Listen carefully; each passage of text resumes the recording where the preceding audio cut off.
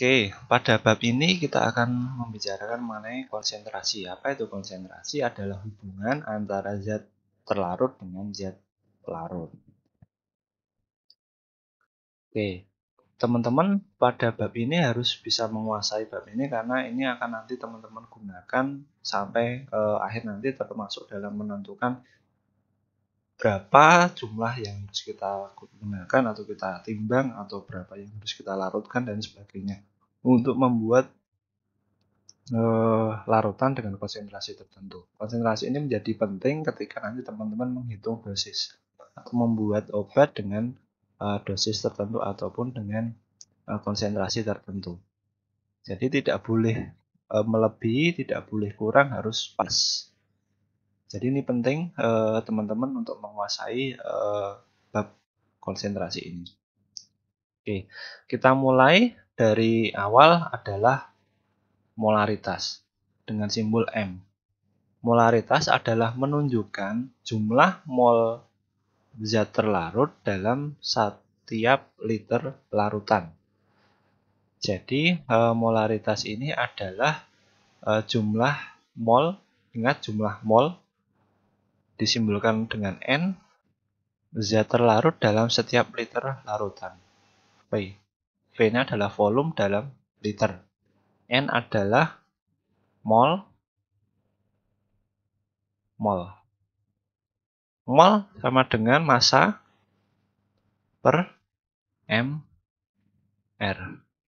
Seperti itu. Jadi berdasarkan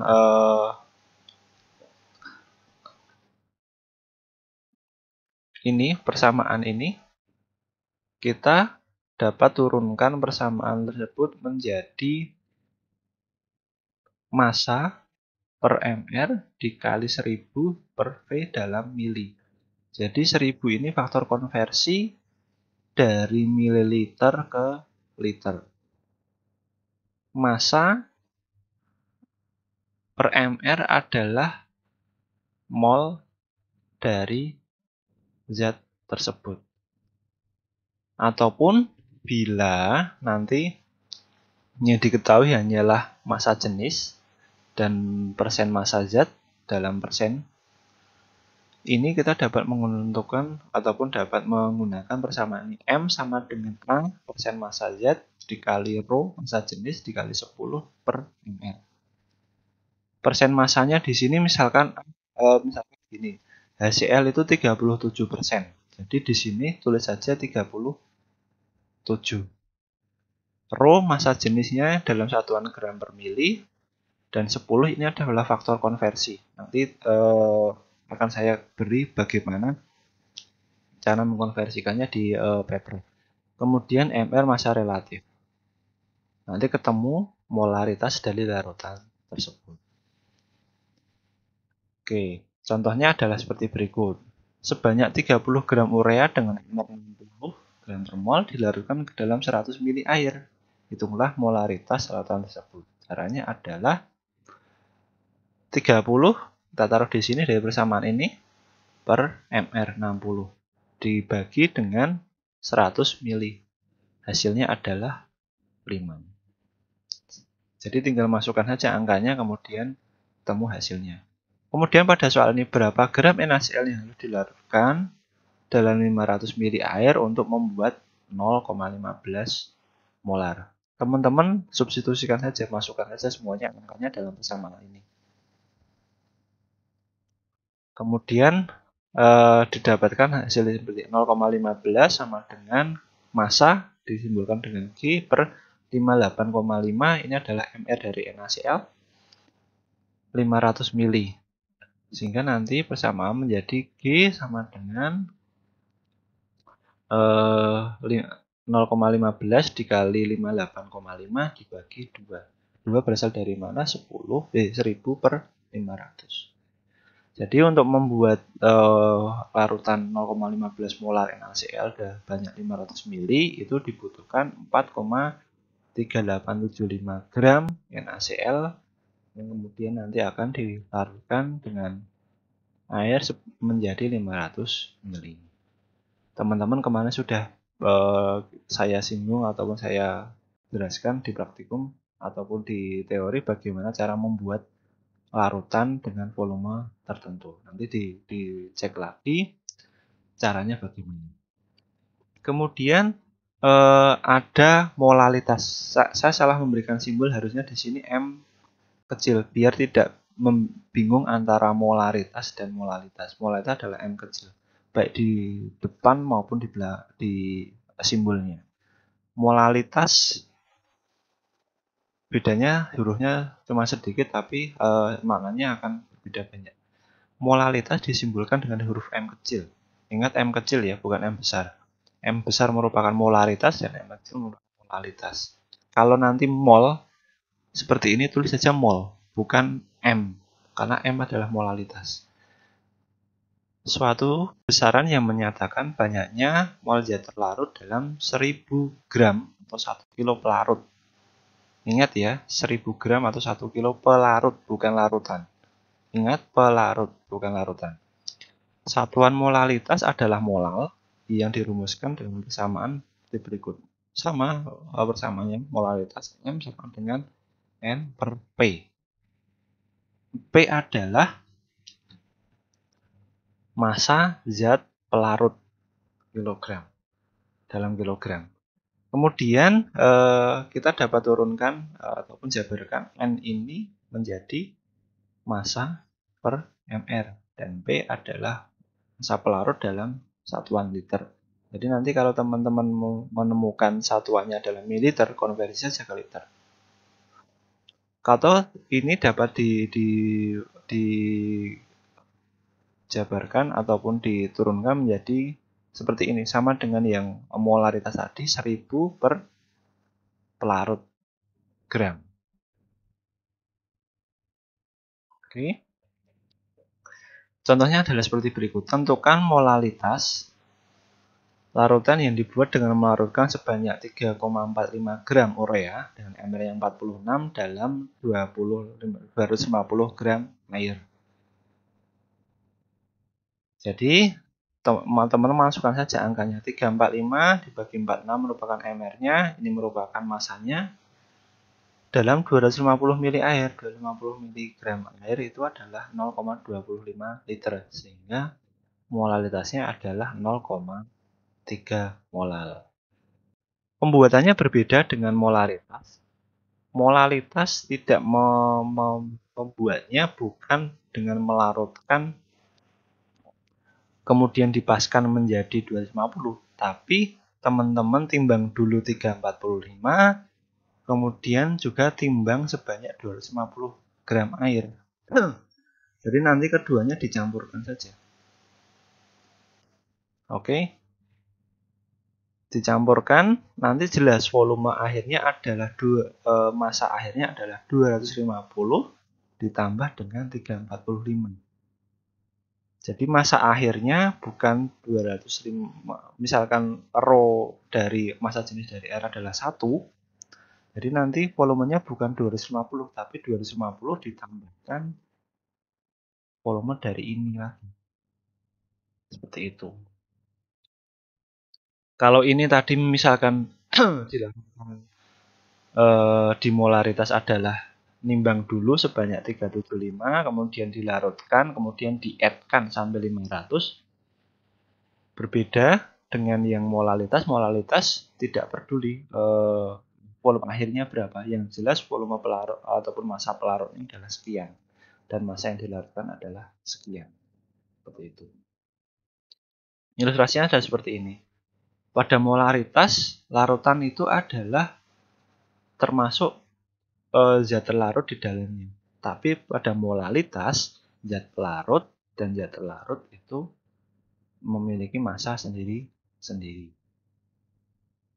Oke, paham ya? Kemudian kita pindah ke normalitas. Normalitas ini menjadi satuan yang sering digunakan dalam penggunaannya dalam titrasi. Jadi normalitas adalah banyaknya gram atau berat ekivalen zat yang terlarut dalam 1000 ml larutan atau 1 liter. Sama dengan molaritas, hanya saja pada mR itu diganti dengan berat ekivalen. Apa itu berat ekuivalen? Adalah berat yang diperhitungkan berdasarkan reaksinya ataupun berdasarkan pelepasan atom atau pelepasan ion. Nanti kita akan bahas satu persatu.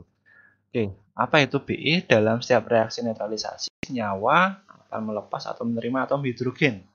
Jadi berat ekuivalen berdasarkan reaksi netralisasi asam basa itu adalah sebagai berikut. Mr per banyaknya atom hidrogen yang dilepas atau diterima. Kemudian kita juga bisa menentukan berat ekuivalen suatu senyawa dalam reaksi pengendapan atau pengomplekan oleh valensi senyawa tersebut. Mr per valensi. Ingat, valensi di sini bukan elektron valensi ya. Nanti kita akan bahas apa bedanya valensi dengan elektron valensi. Misalkan di Cl itu elektron valensinya ada 7. Namun valensi dari Cl itu adalah 1 karena cuma terdapat satu Cl itu dapat menangkap 1 elektron. Bukan elektron valensinya yang kita gunakan. Kemudian berat ekuivalen reaksi redoks, reduksi oksidasi didasarkan pada banyaknya elektron yang dilepas atau diikat pada suatu reaksi oksidasi atau reduksi. Jadi Mr adalah banyaknya elektron yang dilepas atau diterima. Jadi teman-teman nanti tinggal akan saya beri contoh bagaimana menentukan Bi dari masing-masing senyawa. Contohnya adalah seperti berikut, tentukan normalitas dari masing-masing sebanyak 0,31 gram natrium karbonat dan natrium hidroksida. Masing-masing beratnya 0,321 yang dilarutkan menjadi 250 ml larutan. Teman-teman, kita mulai dari natrium karbonat dulu. Natrium karbonat adalah Na2CO3. Dalam natrium karbonat bila dilarutkan nanti akan membentuk 2Na+ dan CO32-. Sehingga Bi dari natrium karbonat adalah Mr dari natrium karbonat per ini 2+. Sini ada banyaknya atom ataupun banyaknya valensi dari senyawa. Jadi 2. Di sini ada 2+, 2- dan di sini Na+ kita baru mendapat 2. Sehingga per 2. Nanti Bi-nya adalah 52,995. Sehingga untuk menentukan atau membuat sebanyak bila 0,321 dibagi dengan Bi dari Na2CO3 adalah 52,995 dikalikan dengan 1000 per 250. Jadi normalitas dari sebanyak 0,321 gram natrium karbonat adalah 0,0242 normal. Kemudian bagaimana dengan NaOH? NaOH, contoh perhitungannya adalah seperti ini. NaOH itu akan terurai menjadi Na+ dan OH-. Jadi ini adalah 1 dan di sini 1. Sehingga Bi-nya adalah 40. 40 adalah Mr dari NaOH per 1. Berarti 40. Kemudian normalitasnya adalah 0,321 per 40 dikalikan dengan 1000 per 250. Ketemunya 0,0321. Itu contoh yang lain adalah ini dalam titrasi. Sebanyak 250 ml asam sitrat dititrasi menggunakan 0,1718 N KOH. Menghabiskan sebanyak 28,12 ml KOH. Tentukan normalitas asam sitrat tersebut. Oke, dalam ratikum kemarin yang pertama kita lakukan adalah mencari dulu ataupun menuliskan dulu reaksinya. Asam sitrat ditambah dengan KOH, hasil produknya adalah seperti ini. Dengan koefisien reaksi adalah 1,313. Oke. Kemudian dalam normalitas kita tidak memperhatikan koefisien reaksi. Namun bila satuannya molar, kita harus memperhatikan faktor koefisien reaksinya ini. Namun dalam normalitas kita tidak memandang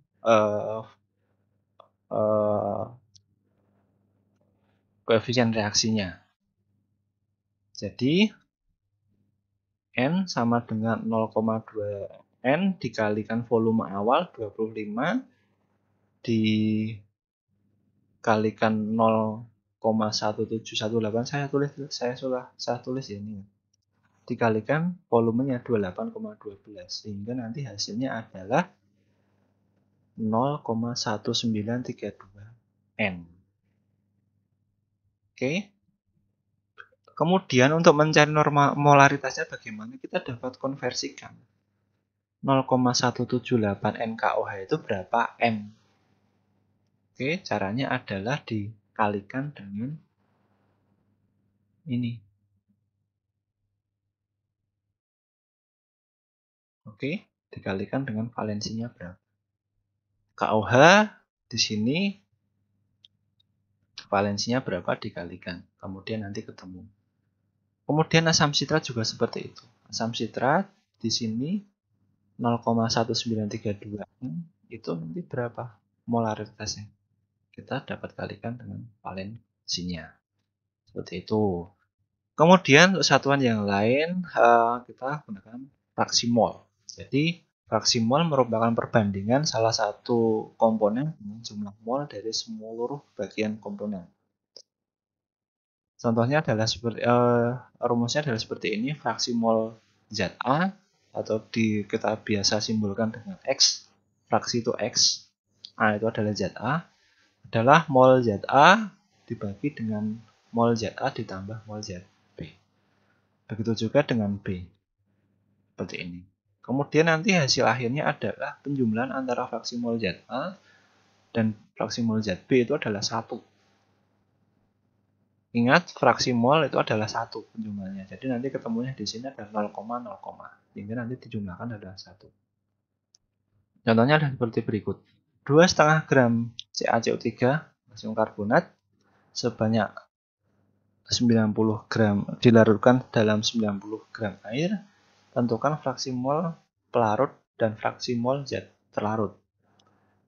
Yang pertama kita identifikasi dulu adalah mana yang pelarut dan mana yang terlarut. Di definisi awal, yaitu yang pelarut adalah yang air ataupun yang dengan massa lebih banyak. Jadi yang pelarutnya adalah air, zat yang terlarutnya adalah kalsium karbonat. Kemudian mol kita dapat tentukan dari massa per mR. Misalkan di sini massa dari kalsium mol dari kalsium karbonat adalah 2,5 per 100 karena mR kalsium karbonat adalah 100. Sama dengan 0,025.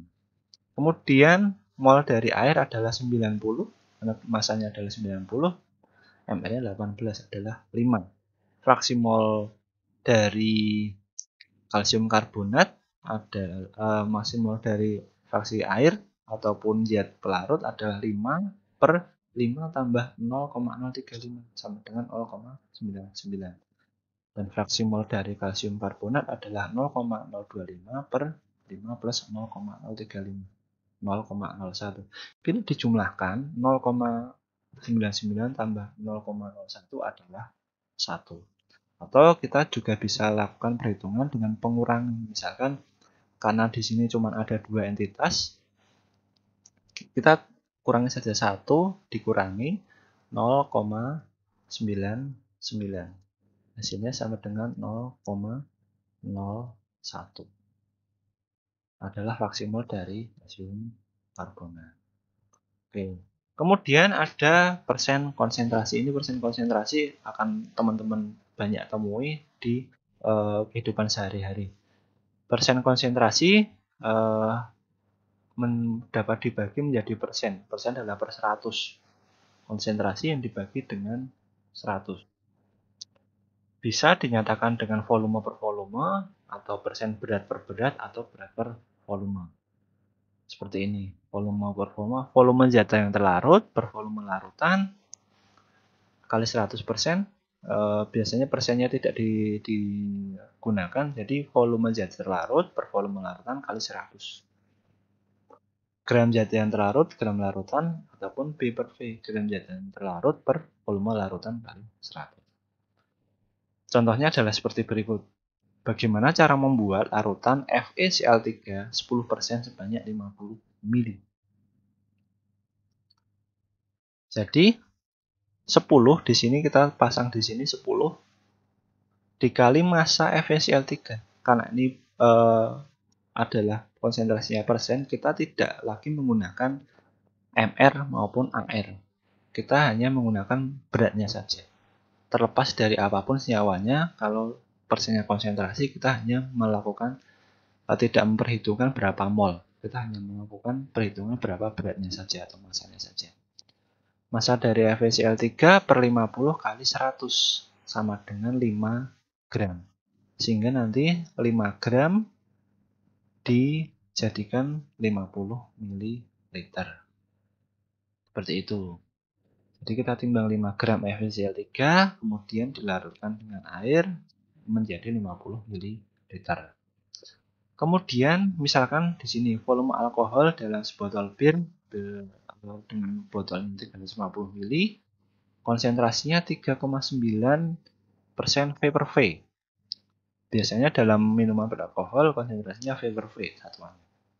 Contohnya di sini ada petunjuknya bahwa di sini adalah alkohol, LC-nya alkohol 3,9% by vol. Jadi dia menunjukkan bahwa ini adalah persen volume, atau teman-teman bisa temui tulisannya V per V dalam produk yang lain. Caranya adalah bagaimana 3, sama dengan yang massa tadi, 3,9 sama dengan volume zat yang terlarut per massa volume larutan dikali 100. Jadi sebanyak 13,65 ml dalam satu botol bir. Oke, kemudian ada konsentrasi yang teman-teman harus pahami adalah ppm dan ppb. Apa itu ppm dan ppb? Adalah satuan konsentrasi ppm part per million, bagian per sejuta. Bagian per sejuta, atau kita dapat menggunakan satuan yang lain adalah ppb, bagian per semiliar. Maksudnya bagaimana? Misalkan seperti ini, larutan dengan konsentrasi 21 ppm, berarti setiap 1 juta bagian hanya ada 21 bagian zat yang terlarut. Jika dinyatakan dalam pecahan, konsentrasi adalah 21 per 1 juta. Hasilnya 0,000021. Kenapa kita menggunakan konsentrasi ppm dan ppb? Karena sebagian zat itu terdapat dalam sebuah sampel itu hanya konsentrasinya sedikit sekali, 21 bagian per 1 juta bagian misalkan gini, di dalam darah, besi dalam darah kita itu konsentrasinya hanya sedikit, tapi perannya sangat besar. Diingat di beberapa parameter pencemar itu konsentrasinya, ambang batasnya menggunakan konsentrasi ppm, karena dengan konsentrasi yang sangat kecil saja sudah bisa memberikan efek yang signifikan. Jadi ppm ini adalah massa zat terlarut dibagi massa larutan dikalikan dengan 10 pangkat 6 atau 1 juta. Dalam persen tadi dikali 100, tapi kalau dalam ppm dikalikan dengan 1 juta. Ingat, satuannya harus sama. Kalau di atas kilogram dan di bawah kilogram. Kalau di atas gram, di bawah juga gram. Atau kita dapat gunakan miligram per liter, satuan miligram per liter. Dengan catatan adalah massa jenis dari larutannya adalah sama dengan massa jenis zat terlarut. Oke. Atau dengan ppb sama, kita dapat menggunakan mikrogram per liter. Contohnya adalah seperti berikut. Konsentrasi dari 0,04 gram kalsium karbonat dalam 800 gram air adalah berapa? Kita masukkan di sini 0,04 dibagi 800 dikalikan dengan 10 pangkat 6 sama dengan 5 ppm.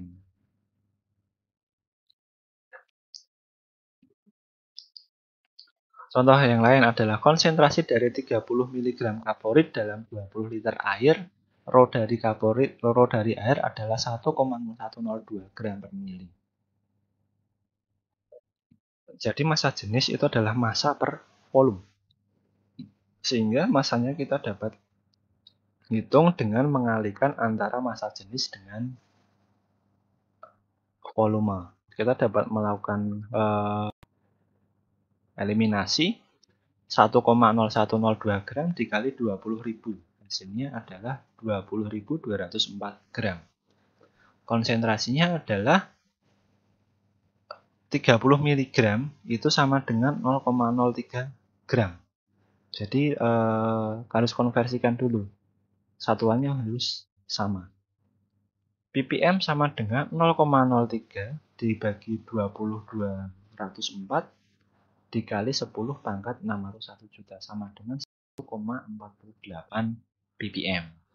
Diingat ya, satuannya harus sama terlebih dahulu. Kemudian teman-teman harus paham mengenai pengenceran. Pengenceran adalah kita mengencerkan, tentu saja mengencerkan itu dari larutan dengan konsentrasi tinggi menuju ke konsentrasi yang lebih rendah.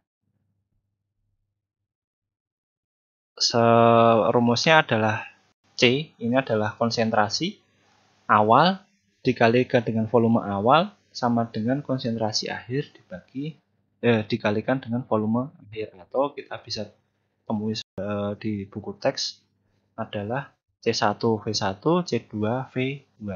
C2V2 adalah konsentrasi akhir dan volume akhir. Teman-teman perhatikan pertanyaan dan soalnya biasanya terjadi kesalahan adalah di bagian ini, penempatan angkanya. C1 itu di konsentrasi awal, V1 adalah volume awal. Jangan sampai nanti konsentrasinya adalah konsentrasi awal tapi volumenya adalah volume akhir, nanti jelas salah. Jadi perhatikan pertanyaannya. Misalkan seperti ini. Untuk membuat 500 ml larutan asam sulfat 0,05 molar dibutuhkan larutan sebanyak asam sulfat 5 mili seberapa mili? Kita dari rumus ini kita 5V1 sama dengan 0,05 dikali 500. V1 sama dengan 0,05 dikali 500 per 5 sama dengan 5 mili. Jadi untuk membuat 500 mili asam sulfat 0,05 M itu ambil 5 mili kemudian dijadikan 500 mili. Jadi nanti sudah jadi asam sulfat 0,05 mili sebanyak 500 ml. Oke, demikian penjelasan mengenai konsentrasi larutan. Ini adalah konsentrasi basic. Teman-teman harus menguasai satuan-satuan konsentrasi ini dan konversinya.